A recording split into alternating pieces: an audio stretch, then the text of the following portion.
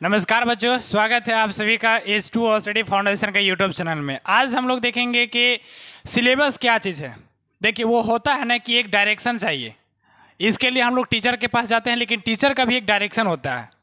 अब उसको हम लोग किस दिशा में पढ़ाते हैं, ऐसे पढ़ा रहे हैं यूनिवर्सली मेथड से, तो वो कहाँ पर यूज़ होगा। और उसी को समझने के लिए सिलेबस की जब बात आती है तो सिलेबस क्या क्या है, जब भी अगर एग्जामिनर कॉपी सेट करता है तो वो सिलेबस के अनुकूल ही सेट करता है। तो हम लोग सिलेबस को ही देखते चलेंगे कि सिलेबस में क्या पूछा है और हमें क्या क्या पढ़ना है। हालांकि हम लोग का क्लास डिले चल रहा है क्योंकि हम लोग डिले ही स्टार्ट किए हैं, बट हम लोग क्लास प्रॉपर वहाँ तक पहुँचा देंगे। लेकिन हमें सिलेबस को भी जान लेना ज़रूरी है कि उसमें 95 स्कोर प्लस कैसे किया जाए, 95% कैसे लाया जाए। तो उसके लिए देखिए हम क्या चीज़ डील कर रहे हैं। हम डील कर रहे हैं आपका SST। अब SST का सिलेबस भी जानना बहुत ज़रूरी है कि SST में हमें पढ़ना क्या चीज़ है। और आप लोग यह सुनिश्चित कर लीजिए कि आप लोग को सिर्फ क्लास देखना है और उसको रिवाइज करना है। बाकी आपको SST में डरना नहीं है कि SST में कैसे लिखा जाएगा और रिटन में लिखने की तरीका कैसे होती है, वो सभी कुछ हम बताएंगे। और उसका नोट्स भी प्रोवाइड कराया जाएगा, आप लोग को टेलीग्राम के द्वारा प्रोवाइड कराया जाएगा, जो कि नेक्स्ट क्लास में हम बता देंगे कि टेलीग्राम कैसे निकालना है और क्या रहेगा। ठीक है, तब देखिए इसमें क्या चीज़ है। हमें पढ़ना है कि संसाधन एवं विकास, जो कि जियोग्राफी का चैप्टर 1 है। अब इसमें क्या चीज़ है, तथ्यों आंकड़ों को पहचानता है और पुनः प्राप्त करता है और प्रक्रियाओं को बताता है। हमें इसके बारे में जानना है। और विभिन्न प्रकार की मिट्टी, जैसे मिट्टी, कई प्रकार की मिट्टी, जलोढ़ मिट्टी और लाल मिट्टी, काली मिट्टी, ऐसे कई प्रकार की मिट्टी, खनिजों की ऊर्जा संसाधन, नवीकरणीय ऊर्जा संसाधनों को पहचानता है। यानी नवीकरणीय ऊर्जा संसाधन क्या है उसको भी पहचानना है। यानी हमें कुल मिला के इस चैप्टर में इतना ही डील करना है। लेकिन अब जब बच्चे, अब कोई स्पेशली तो झारखंड बोर्ड के, यानी जो जैक बोर्ड होता है, जैक बोर्ड के ही बच्चे क्लास को नहीं देखते हैं, ऑल ओवर बच्चे देखते हैं, कुछ बिहार बोर्ड के बच्चे भी देखते हैं। और इनसे जो जैसे राजस्थान बोर्ड हो गया, यूपी बोर्ड हो गया, उड़ीसा, ऐसे कई तरह के हम NCERT को लेकर के पढ़ाते हैं। और NCERT से ही आपका जैक में भी क्वेश्चन आएगा, बिहार बोर्ड में भी पूछ जाएगा। NCERT से बेस्ट नहीं पूछता है। और जैक में क्या क्या पूछा गया है, बिहार बोर्ड में क्या क्या पूछा गया है, उन सभी क्वेश्चनों को हम डील करते हैं, जो कि प्रीवियस ईयर क्वेश्चन है, हम उसको भी देख लेंगे। ठीक है, जब हम क्लास करवाएंगे, जब क्वेश्चन आंसर करवाएंगे, तो वहाँ आपको फील होगा कि हाँ सही में यह हो रहा है, जैसा बोले थे वैसा हो रहा है। अब हम देखेंगे सत्ता की साझेदारी, जो कि पॉलिटिकल साइंस, जिसको सिविक्स बोलते हैं, नागरिक शास्त्र का ये चैप्टर है। और हमें पढ़ना है कि विद्यार्थी सत्ता की साझेदारी की जो संकल्पना को सरल रूप से व्यक्त करता है। यानी विद्यार्थियों में सत्ता की साझेदारी को जो कैसे व्यक्त करता है, इसके बारे में पढ़ना है। और सत्ता की साझेदारी को चित्र के माध्यम से समय पट पर अभिव्यक्त करता है। बेल्जियम में, श्रीलंका में सत्ता की साझेदारी की भूमिका, इसके परिणाम की जानकारी प्राप्त करते हैं। जैसे हम जानते हैं कि श्रीलंका में सत्ता की साझेदारी और बहुसंख्यकवाद होने से क्या क्या समस्या हुआ, वो सभी को हम वहाँ पे डील करेंगे। अब देखिए, सत्ता की साझेदारी की महत्व एवं इसके विभिन्न रूप के बारे में समझ विकसित करेंगे कि जो सत्ता का साझेदारी क्या महत्व है और इसके क्या क्या गुण है, उसके बारे में भी समझ हम क्या करेंगे, विकसित करेंगे। ठीक है, अब हम आगे देखिए, ये सभी हमें डील करना है। अब इसको हम इरेज करते हैं। देखिए, अब हिस्ट्री में जो हम अभी पढ़े हैं, यूरोप में राष्ट्रवाद का उदय, जो कि प्रॉपर आप लोग देखे हैं, क्लास को देख चुके हैं कि यूरोप में राष्ट्रवाद का उदय क्या क्या होता है। अब उसमें क्या क्या पढ़ना था,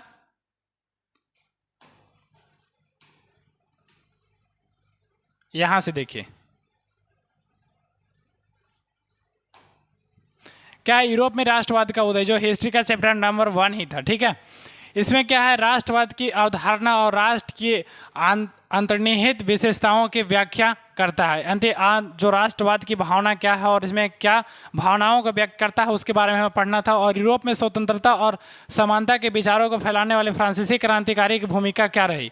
जो फ्रांसीसी क्रांतिकारी हम देखते हैं, फ्रेडरिक सोरियो के बारे में नाम आता था, वहाँ पर पढ़े हैं। ठीक है, अब देखिए, राष्ट्रों के निर्माण में क्रांतिकारियों की भूमिका को चित्रित करता है। यानी वो उन्होंने चित्रित किया, जो फोटो दिखाया था, जब NCERT के चैप्टर नंबर 1 में जहाँ स्टार्टिंग होता है वहीं पर देख सकते हैं। उसको हम अभी तो नहीं दिखा सकते हैं क्योंकि हमारा हिस्ट्री खत्म हो गया है। ठीक है, अब देखिए, यूरोप में राष्ट्रवाद और इसके विभिन्न रूपों का विचार कैसे उभरा और इसका विश्लेषण करता, यानी कैसे यूरोप में राष्ट्रवाद का विचार कैसे उभरा। इन्होंने फ्रांसीसी क्रांतिकारी से प्रेरित कैसे हुआ, फ्रांस में क्रांति कैसे हुआ, उससे पहले अमेरिका में क्रांति हुआ था, उसको क्रांति कहाँ पर, जो ब्रिटेन अमेरिका में जब अधिकार कर लिया था तो अमेरिका और ब्रिटेन को मिल करके फ्रांस के जो राजा हुआ करते थे लुई 16वां, उन्होंने क्या किया, फ्रांस में एक मीटिंग करके उन्हें मना लिया और उन्हें क्या किया, एक राष्ट्र बना दिया और बोला कि अपना आप संविधान बनाए, यानी वह एक स्वतंत्र, उसमें उसको जो लड़ाई झगड़ा वहाँ पे चल रहा था उसको सुलझा दिया। तो उसके फलस्वरूप क्या होता है, फ्रांस में भी जो इसका क्रांति हो जाता है कि नहीं अब यहाँ भी राजा को हटाना है और यहाँ एक लोकतंत्र स्थापित करना है, ठीक है। तो वो सभी होता है। और देखिए राष्ट्रवादी भावनाओं के विकास करने में भाषण की भूमिका और पहचान क्या क्या भाषण की भूमिका होती है, जैसे राष्ट्रवादी भावना कैसे विकसित किया जा सकता है। जैसे हम लोग भारत में ही देखते हैं कि तुम मुझे खून दो मैं तुम्हें आज़ादी दूंगा, यह कथन किसका था आप लोग को कमेंट में बताना है। कैसे महिला जो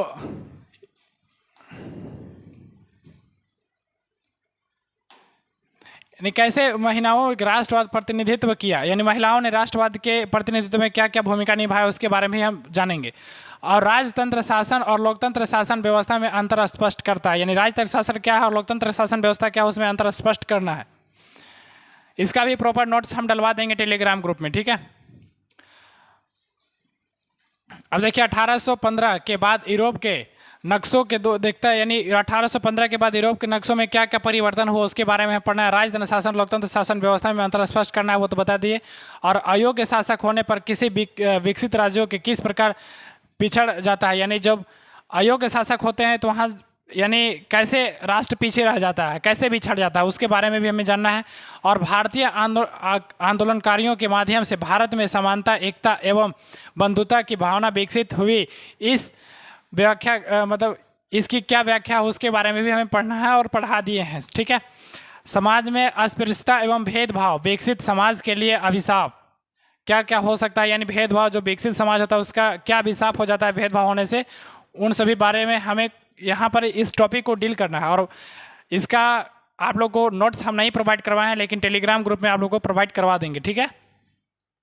और इन कृत्यों को समाज से दूर करने में डॉक्टर भीमराव अंबेडकर के संघर्षों पर विश्लेषण किया जाएगा, यानी जो इन सभी कृतियाँ थे उसमें डॉक्टर भीमराव अंबेडकर की क्या भूमिका थी उसके बारे में भी हमें अध्ययन करना है। कौन सी सबसे पहले यूरोप में राष्ट्रवाद का उदय था, उस चैप्टर में हमें इतना चीज़ डील करना है। अब देखेंगे कि ये जो वन एवं वन्य जीव संसाधन जो कि जियोग्राफी का चैप्टर नंबर 2 है, जिसमें हमें पढ़ना है वन्य जीव संसाधन को अपने पर्यावरण से जोड़कर देख पाता है, यानी वन्य जीव को अपने पर्यावरण से जोड़कर कैसे देखना है और वन्य को कैसे बचाना है, इन सभी बारे में हम वहाँ पर डील करेंगे। अब देखेंगे विकास, ये क्या है, इकोनॉमिक्स का चैप्टर नंबर 1 है, जिसमें बच्चे विकास के विभिन्न पहलुओं को समझते हुए अपने व्यवहारिक जीवन में देखते हैं, यानी इसमें विकास का क्या मतलब है उसको व्यवहारिक जीवन में उपयोग करके देखना है।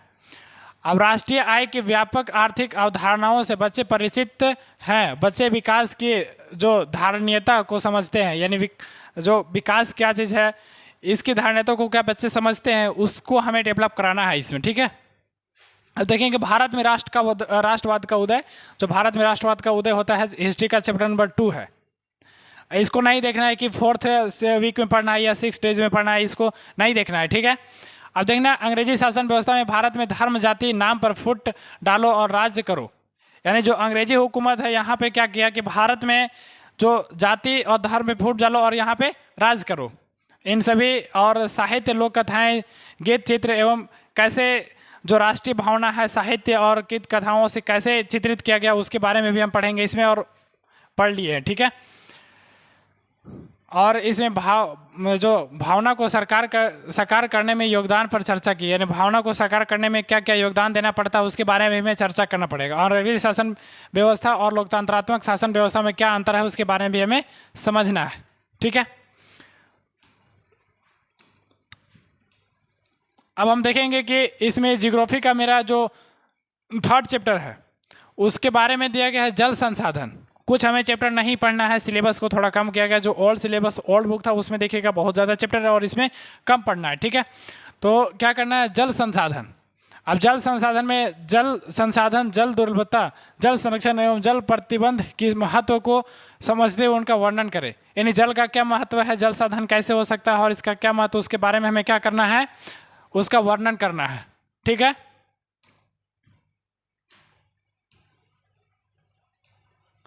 अब देखिए,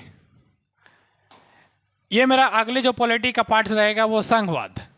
अब संघवाद क्या है, संघवाद के बारे में हम जानेंगे। ठीक है, जैसे संघवाद के बारे में अवधारणात्मक समझ स्पष्ट करना, यानी संघवाद क्या चीज़ होता है उसके बारे में हम क्या करें, अवधारणा स्पष्ट करेंगे। इसमें अवधारणात्मक यानी उसका विशेष क्या चीज़ है उसके बारे में अध्ययन करें, इसमें देखेंगे। और भारत में संघीय व्यवस्था के संरचनात्मक एवं परिक्रियात्मक पहलुओं के बारे में विस्तृत जानकारी प्राप्त करेंगे।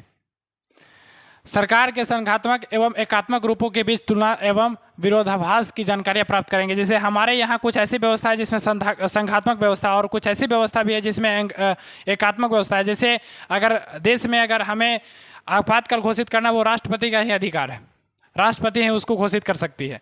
तो ये एकात्मक स्वरूप है। यानी भारत में हम देखेंगे तो संघात्मक स्वरूप देखने को मिलता है और एकात्मक स्वरूप देखने को मिलता है। इसके बारे में हम चर्चा करेंगे जब इस चैप्टर को पढ़ाएंगे। ठीक है। अब देखिए, भारतीय अर्थव्यवस्था के क्षेत्र जो कि इकोनॉमिक्स नंबर चैप्टर 2 का है। अब इसमें देखना है कि भारतीय अर्थव्यवस्था के क्षेत्र कहाँ तक है, यानी कितना है हमारे अर्थव्यवस्था का क्षेत्र, उसके बारे में देखेंगे। देश के आर्थिक समृद्धि और विकास की प्रक्रिया में आर्थिक क्रियाकलापों के महत्व को समझते हैं। यानी हम इसमें क्या करेंगे, आर्थिक समृद्धि, आर्थिक में अर्थशास्त्र यानी जो इकोनॉमिक पावर कैसे हम डेवलप करें, जो आर्थिक समृद्धि कैसे हम लोग डेवलप हो जाए, ठीक है, विकसित हो जाए, और विकास की प्रक्रिया कैसे होती है उसके बारे में हम इसमें अध्ययन करेंगे। और छात्र अपने दैनिक जीवन में परिचित उदाहरणों के द्वारा अर्थशास्त्र के क्षेत्रों को समझते हुए और चर्चा करते हैं। यानी दैनिक जीवन में क्या क्या इसकी समस्या आती है और दैनिक जीवन में हम कैसे इसको उपयोग करते हैं उसके बारे में हमें क्या करना है, चर्चा करना है। अब बच्चे क्षेत्रों की जो बदलती भूमिका का अर्थव्यवस्था पर प्रभाव समझते हैं। यानी बदलती भूमिका पर अर्थव्यवस्था का क्या प्रभाव होता है उसके बारे में भी हम समझते हैं। ठीक है। और बच्चे रोजगार के सृजन के विभिन्न तरीकों पर चर्चा करते हैं। यानी रोजगार को कैसे विकसित किया जाए, रोजगार कैसे बढ़ाया जाए, उसके बारे में हम इसमें क्या करेंगे, अध्ययन करेंगे। बच्चे असंगठित क्षेत्र में काम कर रहे लोगों के संरक्षण पर चर्चा करेंगे। यानी जो संगठित नहीं है, जो असंगठित है, जो एक समय के बाद बिखर जाते हैं, समझे, उसके बारे में भी इसमें क्या करेंगे, अध्ययन करेंगे।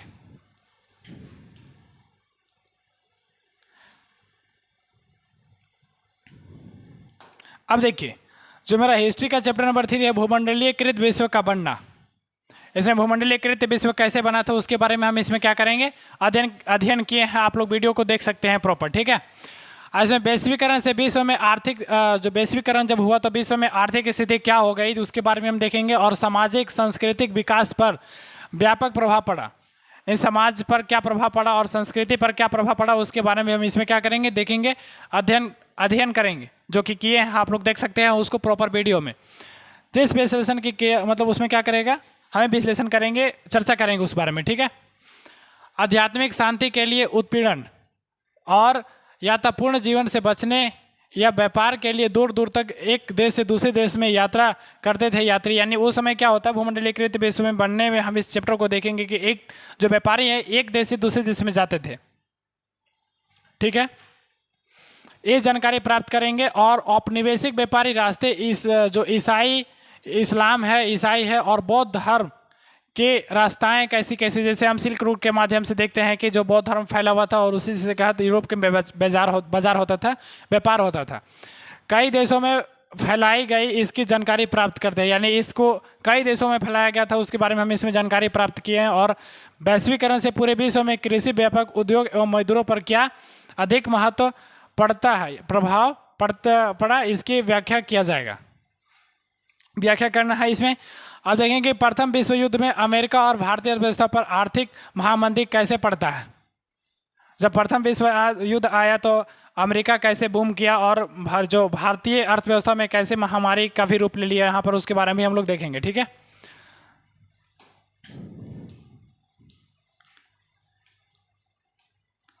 अब जो कि मेरा अगला चैप्टर पढ़ना है हमें, कृषि, जो जियोग्राफी का चैप्टर नंबर 4 है। ठीक है।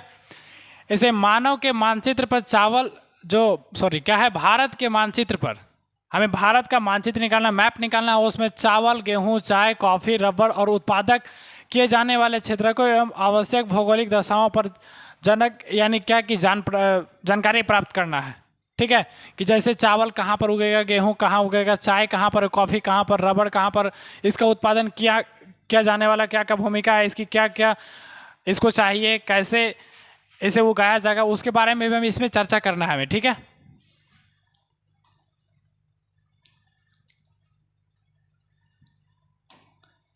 अब देखिए जाति, धर्म और लैंगिक मसले, ये क्या चीज़ है, मेरा पॉलिटिकल साइंस का चैप्टर नंबर 3 है, जाति, धर्म और लैंगिक मसले। इसको हम अध्ययन करना है, जिसमें जाति और धर्म लिंग आधार पर समजातीय अंतर यानी सामाजिक अंतर की पहचान करना है, यानी जाति और धर्म और लिंग के अनुसार सामाजिक अंतर की क्या करना है, पहचान हमें करना है इसमें। ठीक है, और लिंग जो सामाजिक एवं गतिशील अवधारणा जो प्रत्येक समाज में भिन्न होती है, यानी लिंग और सामाजिक अवधारणा जो प्रत्येक समाज में अलग अलग होती है, उसके बारे में हमें इसमें भी जानना है। और सांप्रदायिकता एवं धर्मनिरपेक्ष शासन की स्पष्ट व्याख्या क्या करना है, पता करना है। जो धर्मनिरपेक्ष की स्पष्ट व्याख्या क्या चीज़ है, उसके बारे में हम इसमें जानेंगे। अब भारत के संदर्भ में जाति और राजनीतिक साथ ही जाति के अंतर्गत राजनीतिक के विरोधाभासी के पहचान कर पाते हैं। राजनीति के विरोधाभासी क्या क्या है, उसके बारे में हमें पहचान करना है। ठीक है, अब राजनीतिक आप लोग के चैप्टर फर्स्ट से ही स्टार्ट हो जाता है, सत्ता में साझेदारी। तो आप लोग कंटिन्यू क्लास को करेंगे तब आप लोग को अच्छा समझ में आएगा, समझ गए।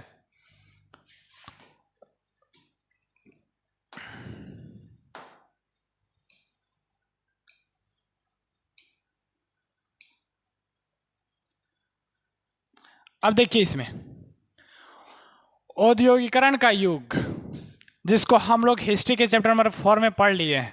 आप लोग तक वो क्लास हालांकि गया नहीं है, चल जाएगा कुछ ही दिनों में, वो क्लास मेरे यहाँ दे दिया गया, हम उसको क्लास को दे दिए हैं, आगे कुछ टेक्निकल की टीम उसमें काम कर रही है। ठीक है, यानी जो हिस्ट्री का चैप्टर नंबर 4 है, उसमें हमें पढ़ना है कि 18वीं शताब्दी के आखिर में मशीनों का आविष्कार होने से क्या इंग्लैंड में उत्पादनों की गुणवत्ता, कार्य में बेरोजगारी बढ़ने की जानकारी प्राप्त होती है। यानी जैसे ही मशीनीकरण आती है तो इसमें क्या बढ़ जाता है, यानी मशीनीकरण आने से बेरोजगारी बढ़ जाता है, यानी श्रम में मजदूरों को जो समय लगता था उसमें कम लगता है और कम समय में अधिक माल उत्पादन हो जाता था। उसके बारे में हम इसमें पढ़े हैं। मशीनों के आविष्कार में जो क्या है, मशीनों के आविष्कार ने इंग्लैंड में औद्योगिक बदलाव में मजदूरों और उद्योगपतियों के क्या लाभ और हानि हुआ, इसे विश्लेषण किया जाएगा। जिसमें जब मशीन जब बना तो उसमें यूरोप में मजदूरों के जीवन काल में क्या क्या बदलाव हुए, उन्हें बेरोजगारी का सामना करना पड़ा या उसे और भी रोजगार मिला, या जहाँ पे अधिक मजदूर लगते थे वहाँ कम मजदूर लगा, या जो वस्तु अधिक दामों में मिलती थी, जो अधिक पैसा में खरीदा जाता था, उसको कम पैसों में खरीदा गया। ठीक है, अब भारत में बुनकरों के हाथ से बने कपास और जो रेशमी कपड़े बहुत सुंदर होने के कारण विदेशी बाजार को काफ़ी प्रभावित किया, इसकी जानकारी प्राप्त करना है। जब भारत में बुनकर और रेशम ये जो देख रहे हैं ना, रेशमी कपड़े, इसको विदेश में बहुत ज़्यादा डिमांड हो गया, और उसको जो उपनिवेशी कंट्री यहाँ थी, जो हमारे यहाँ जो व्यापार हो गए थे, उनको उस कंट्री में जाने पर रोक लगा दिया गया था। इसको हम मतलब बहुत अच्छा तरीक़ा से डील किए हैं। ठीक है, आप लोग अगर उसको एक बार देखेंगे तो आप लोग को समझ में आ जाएगा, समझे।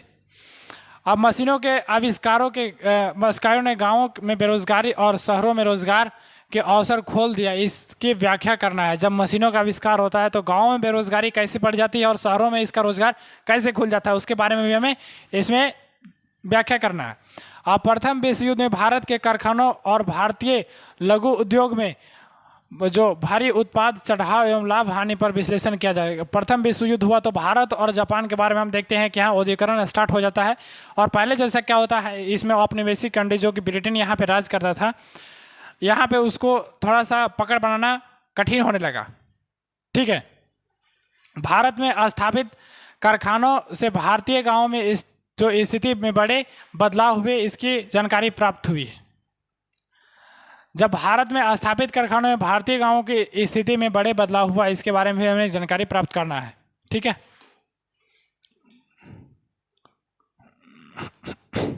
अब देखिए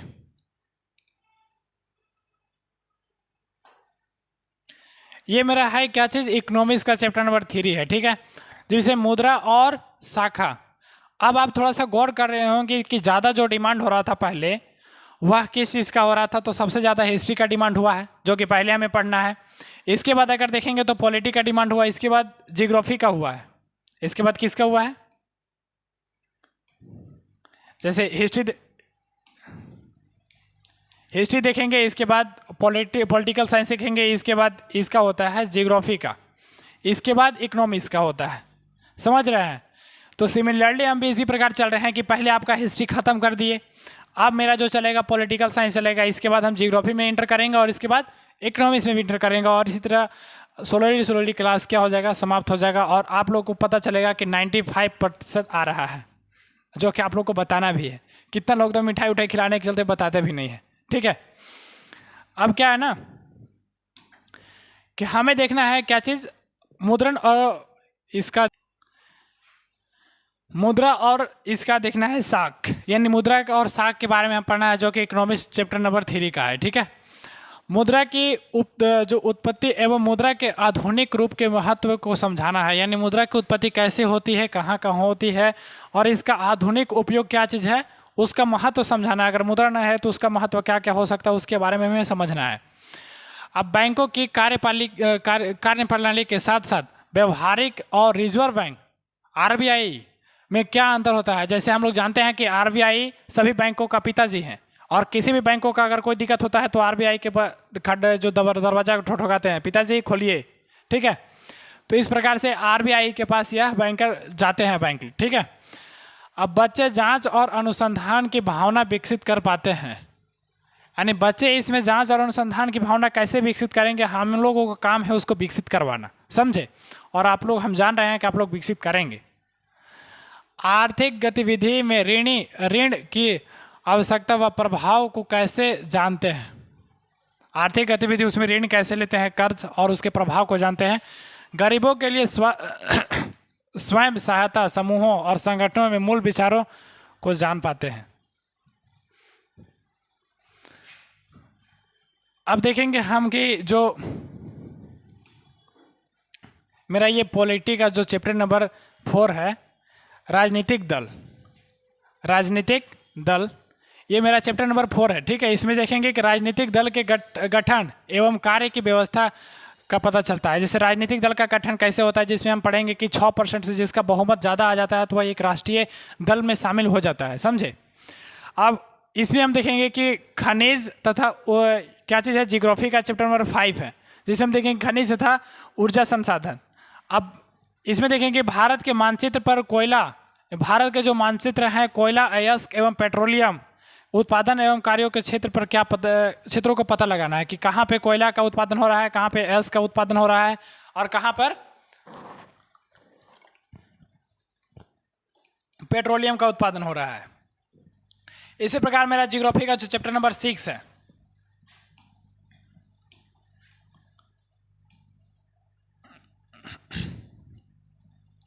मेरा जो जियोग्राफी का चैप्टर नंबर 6 है उसमें पढ़ना है विनिर्माण, यानी हम निर्माण कैसे करते हैं और जो निर्माण करते हैं उसको फिर से विनिर्माण कैसे करते हैं उसके बारे में पढ़ना है। ठीक है, तो भारत के मानचित्र पर इस्पात, सूती कपड़े और उत्पादन का पता लगाना है।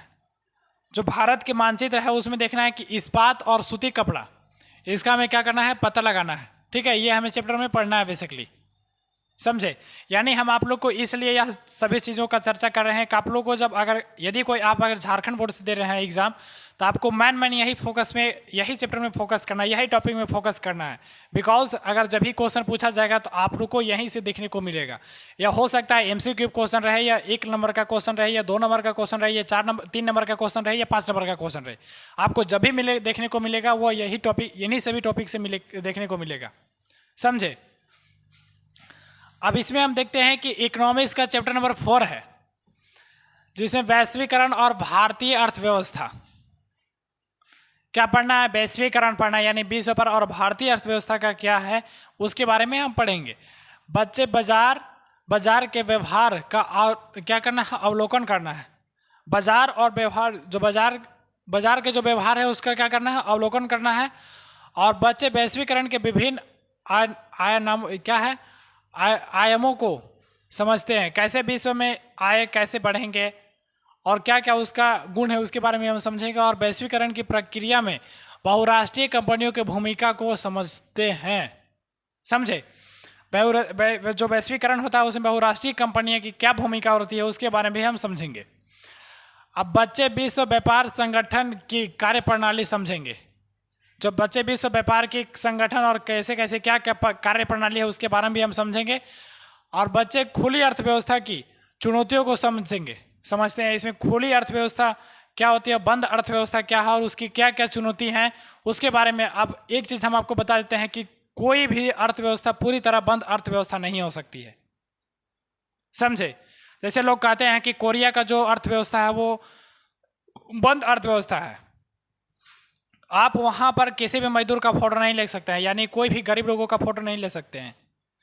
तो ऐसी कोई भी अर्थव्यवस्था बंद अर्थव्यवस्था नहीं होती है। लेकिन हाँ, क्योंकि देखिए अगर किसी का जो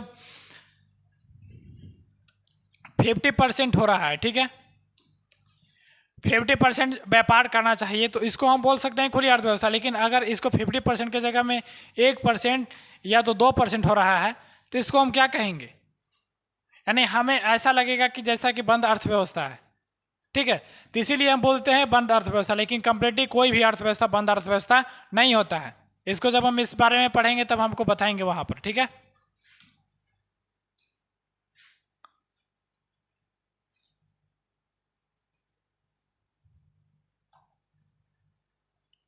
अब जो है पॉलिटिकल साइंस का जो सिविक्स का मेरा चैप्टर नंबर 5 है, जिसे पढ़ना है लोकतंत्र के परिणाम। यानी लोकतंत्र जब होता है तो क्या परिणाम होता है उसके बारे में भी हमें पढ़ना है, ठीक है। जैसे देखेंगे लोकतंत्र के परिणामों के मूल्यांकन करने में सक्षम हो पाता है। क्या चीज़? जो लोकतंत्र के परिणामों के मूल्यांकन करने में सक्षम हो पाता है, यानी उसमें कैसे मूल्यांकन किया जाए उसके में सक्षम होना है, उसके बारे में जानना है। और लोकतंत्र के विभिन्न मूल्यों के बारे में विस्तृत समझ विकसित, इसकी स्पष्ट व्याख्या का पता करें, ठीक है। यानी लोकतंत्र के विभिन्न मूल्यों के बारे में पढ़ना है और विस्तृत व्याख्या करना है। यानी कैसे कैसे, मतलब इसका पूरा डीपली क्या करना है, व्याख्या करना है। समझे? अब जो मेरा चैप्टर आता है हिस्ट्री का चैप्टर नंबर 5 है। हिस्ट्री का चैप्टर नंबर 5 है जो कि हम लोग पढ़े हैं। क्या चीज़ है? मुद्रण संस्कृति और आधुनिक दुनिया। मुद्रण संस्कृति और आधुनिक दुनिया, ठीक है। जैसे जब मुद्रण संस्कृति यानी जब छापने वाली मशीनें आती है तो आधुनिक दुनिया पर क्या क्या असर पड़ता है उसके बारे में हम यहाँ पर कंप्लीटली वीडियो बना चुके हैं, ठीक है। अब मुद्रण आविष्कार चीन में और जापान में और कोरिया में व्यापारी, ये सब तो पढ़ ही चुके हैं आप लोग। अगर इसको क्लास देखेंगे तो समझ में आ जाएगा। यानी ये सभी जो मुद्रण आता है तो चीन, कोरिया और जापान में क्या क्या प्रभाव पड़ता है, इसके बाद यह यूरोप में कैसे आता है, और फिर मशीनीकरण का विकास कैसे होता है, फिर भारत में कैसे आता है और भारत में किस प्रकार विकसित होता है, और यहाँ पे कौन कौन से न्यूज़ में इंट्रैक्शन लगाया जाता है, उसमें निषेध लगाया जाता है कि आप ये छाप नहीं सकते हैं, ठीक है। मुद्रण आविष्कार लोगों में जिंदगी बदली और बदौलत सूचना ज्ञान संस्था और सत्ता की काफ़ी प्रभावित किया। यानी इस पे क्या होता है, जब मुद्रण संस्कृति आता है तो उसमें सत्ता को काफ़ी प्रभावित किया। यानी जो भी कैसे भी लोग मतलब क्या उसको कुर्ती अपना लिए थे, जनता को पीटना उठना, तो वो सब समाज के सामने आ जाता था। समझे? अब छापने की आविष्कार से लोगों के जीवन में क्या सामाजिक, धार्मिक और आर्थिक प्रभाव पड़ा। यानी जब छापने वाली जब मशीन आई तो लोगों के धार्मिक और सामाजिक जीवन में क्या क्या प्रभाव पड़ा, लोग कैसे पढ़ने लगे, एक पाठक वर्ग ही तैयार हो गया। इसके बारे में हमें पढ़ेंगे। और छापने की आविष्कार में फ्रांस की क्रांति में क्या भूमिका रहा। जब छापने वाली मशीनों के आविष्कार हुई तो फ्रांस में क्रांति का क्या आविष्कार रहा। अधिक मतलब बहुत सारे इतिहासकारों का मानना है कि अगर छापने वाली मशीन अगर नहीं आती तो फ्रांस में क्रांति नहीं होती। तो उसमें क्या क्या प्रभाव पड़ा उसमें बारे में हम लोग डील किए हैं, इसको देख लिए हैं, ठीक है। मुद्रण संस्कृति के आविष्कार का और प्रगति, ज्ञानोदय एवं शिक्षा लोगों के जीवन में बहुत बड़ा बदलाव किया, और इस आविष्कार ने शिक्षा को सभी के लिए अनिवार्य कर दिया गया। सबसे पहले हम देखते हैं कि जो प्रसा होता है पूरे दुनिया में, ऐसा प्रसा एक उस समय राज हुआ करता है जो कि अभी जर्मनी में मिल गया है। यानी प्रसा इस समय ऐसा राज हुआ करता था जो कि सबसे पहले उन्होंने अनिवार्य शिक्षा को डेवलप किया। अनिवार्य शिक्षा ही कर दिया कि शिक्षा अनिवार्य है। यानी सभी लोगों की शिक्षा क्या है, सभी लोगों के लिए शिक्षा अनिवार्य है, ठीक है।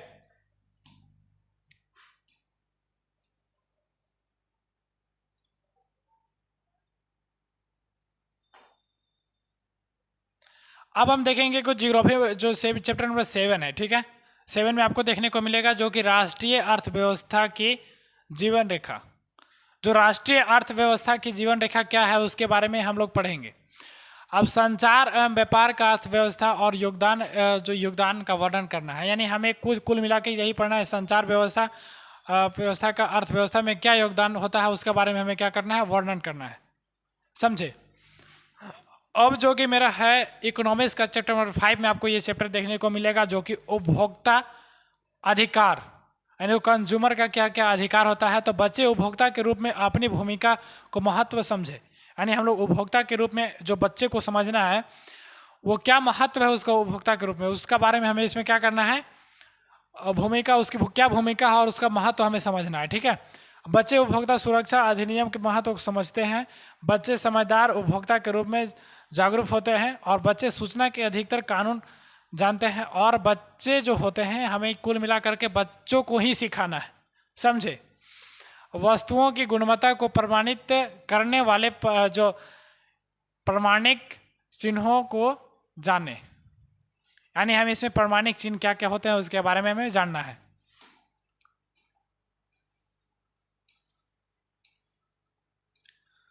और इस प्रकार से कुल मिलाकर के क्या होता है, मेरा जो ये एसएसटी का जो डिस्कशन था, जो मेरा एसएसटी का डिस्कशन था वो खत्म होता है, ठीक है। तो आप लोगों को क्लास रेगुलर करना है, ठीक है, कंटिन्यू क्लास करिएगा तो अच्छा समझ में आएगा। तो मिलते हैं नेक्स्ट वीडियो में, तब तक के लिए बाय, जय हिंद।